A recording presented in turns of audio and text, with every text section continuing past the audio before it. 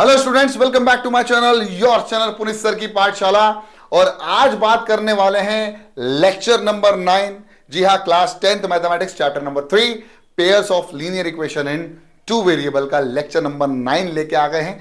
इसके पहले हमने एक्सरसाइज 3.2 को स्टार्ट कर दिया था और क्वेश्चन नंबर 1 के दोनों पार्ट कर लिए थे। अब हम लेके आए क्वेश्चन नंबर 1 का ही थर्ड पार्ट और fourth part. By the help of substitution we will be detecting या will be finding the values of x and y। चलो शुरू करते हैं। तो पहला क्वेश्चन आपके सामने ये है कि 3x minus y is equal to 3 and 9x minus 3y is equal to 9। अब ध्यान से देखना बेटा क्वेश्चन को। क्वेश्चन बोल रहा है कि 3x minus y is equal to 3 और 9x minus 3y is equal to 9। क्या आप इस क्वेश्चन में कुछ अलग देख पा रहे हैं? मैं तो देख पा रहा हूं बच्चों। क्या आपको दिख रहा है कि यहां पर a1 अपॉन a2 क्या बराबर हो सकता है b1 अपॉन b2 के? क्या वो बराबर हो सकता है c1 अपॉन c2 के? चेक कर लेते हैं। तो हो जाएगा 3 upon 9 is equal to minus 1 upon 3 is equal to 3 upon 9। क्या बराबर है? 3 1 जा 3, 3 3 जा 9। ये हो जाएगा माइनस से माइनस कैंसिल, 1 अपॉन 3 1 अपॉन 3।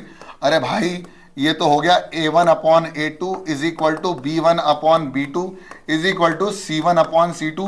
और मैं आपको बता दूं, for every value of x and every value of y this equation will be satisfied. इसका मतलब इसमें x और y की कोई यूनिक वैल्यूज हमको नहीं मिलेंगी।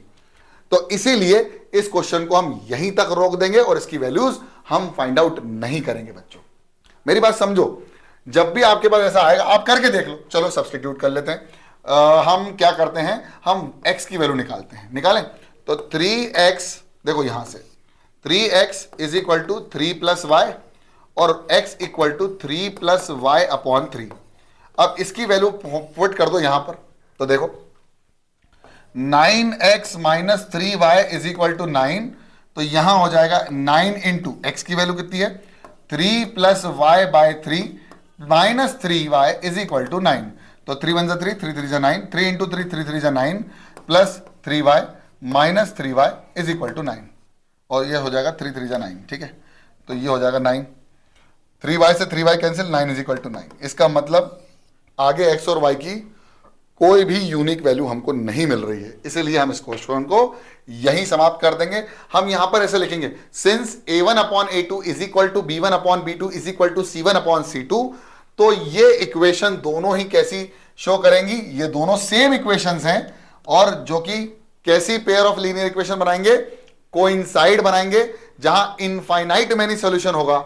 इसलिए इस क्वेश्चन को यहीं वाइंड अप कर देंगे। चलें आगे के क्वेश्चंस देखते हैं। और आगे वाला जो क्वेश्चन है मेरे ख्याल से आपको इनफाइनाइट मेनी सॉल्यूशन भी नहीं देगा ना नो सॉल्यूशन देगा, तो हम इसको क्वेश्चन को सॉल्व कर सकते हैं। ठीक है, चलो देखते हैं। सबसे पहले हमारे पास है 0.2x प्लस 0.3y होना चाहिए यहां पर, इसको y कर लो। ठीक है, 0.3y इज इक्वल टू 1.3। और दूसरा क्वेश्चन है 0.4x plus 0.5y is equal to 2.3। अब क्वेश्चन का भोकाल क्या है वो सुनो। क्वेश्चन का भोकाल है पॉइंट।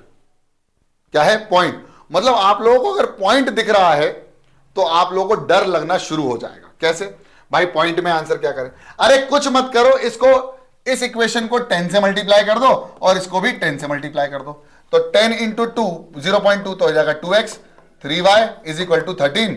और इस पूरी इक्वेशन को भी 10 से मल्टीप्लाई कर दो, हो जाएगा 4x plus 5y is equal to 23। अब हो गई ना इक्वेशन सॉल्व? हो जाएगी। कैसे? सब्स्टिट्यूशन मेथड से। सब्स्टिट्यूशन मेथड क्या कहता है? किसी एक वेरिएबल की वैल्यू पहली इक्वेशन से निकाल लो और उसको दूसरी इक्वेशन में पुट कर दो। तो मैं x और y में से x की वैल्यू फाइंड आउट करने वाला हूं।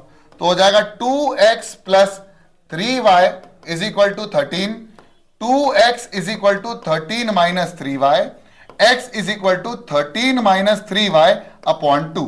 क्या बात समझ में आई? बिल्कुल आ गई सर। अब मैं क्या कर सकता हूं बच्चों? अब मैं यहां पर x की वैल्यू सेकेंड इक्वेशन में पुट कर सकता हूं, जो कि है 4x plus 5y is equal to 23। तो 4x plus 5y is equal to 23 में मैं x की वैल्यू पुट कर देता हूं।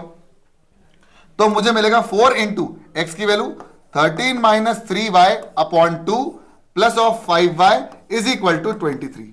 नाउ सॉल्विंग दिस इक्वेशन, देखो देखो अगले पेज पे लेकर आ रहा हूं, चलो यही कर देते हैं, यहां कर देते हैं, देखो तो ये हो जाएगा 2 1 2 2 2 4 13 2 26, तो ये हो जाएगा 26 माइनस 2 3 6 माइनस का 6y प्लस का 5y इज इक्वल टू 23। बहुत बढ़िया, ये आ जाएगा माइनस का y, 6y में से 5y जाएगा तो कितने का बचेगा, माइनस का y, ये हो जाएगा माइनस, और ये हो जाएगा 26 इज इक्वल टू 23।